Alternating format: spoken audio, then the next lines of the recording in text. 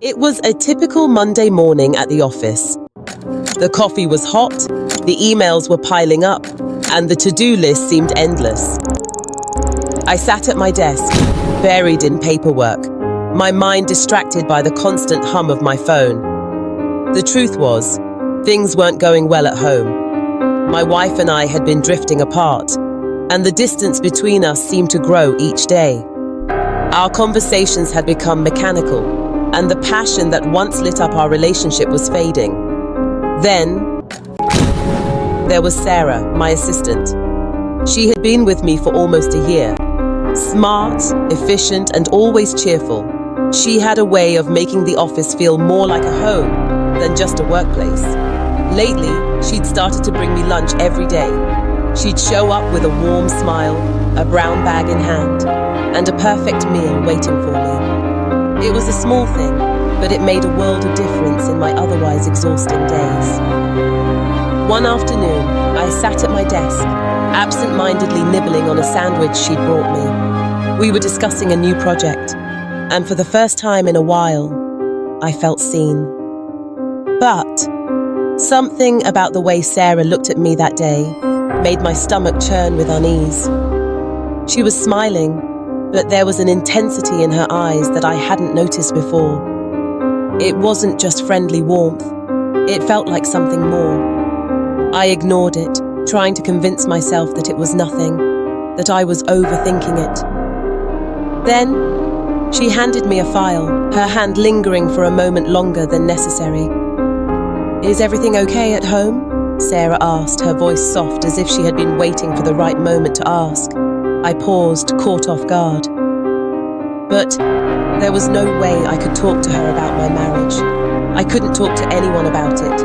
My pride, my fear of judgment, it all kept me locked in a cage of silence. "I'm fine," I replied, too quickly. "Just a lot on my plate." She smiled sympathetically, and I could tell she didn't believe me. Then, with a surprising level of boldness, she stepped closer, placing her hand gently on my shoulder. "I know it's none of my business," she said quietly, "but if you ever need to talk, I'm here for you." The warmth of her touch sent a jolt through me. I pulled away slightly, not knowing how to respond. But in that moment, something shifted. I realized how much I missed being cared for, how much I craved attention and affection, something I hadn't felt in my marriage for what felt like years. That evening, I found myself back at home, sitting in silence with my wife, watching TV, the space between us thick with unspoken words. Her eyes were tired, her attention elsewhere, and it was clear that the connection we once had was slipping through my fingers.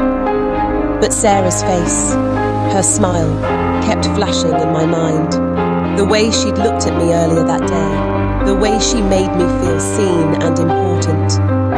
My mind wandered to thoughts I'd never had before, thoughts that felt dangerous, exciting, and forbidden. Then, the thought hit me like a wave. What if? What if I found comfort in Sarah's kindness? What if I stopped pretending that everything was fine with my wife and let myself feel something real, something passionate, even if it was just for a moment? I was tempted, more tempted than I'd ever been. Over the next few days, Sarah continued to bring me lunch, and each day, the tension between us grew.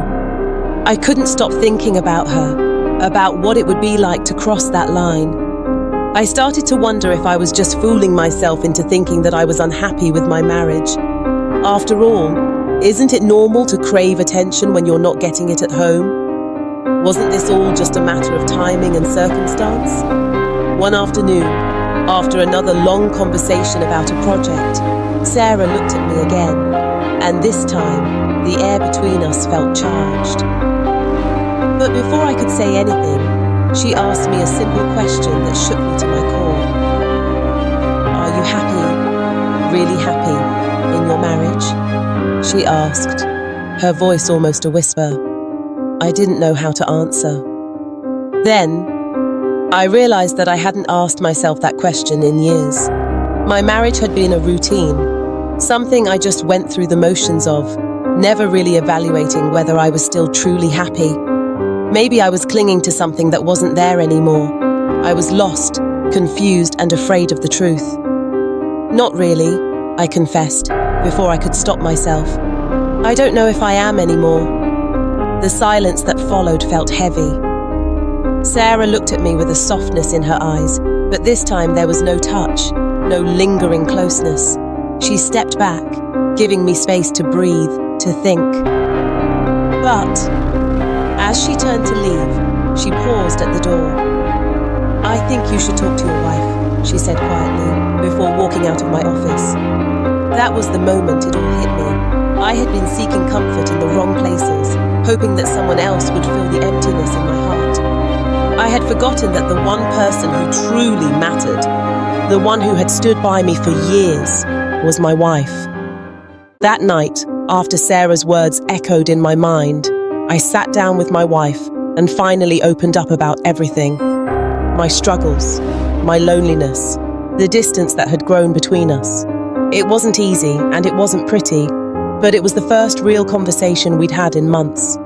And for the first time in a long while, I felt like we were on the same team again.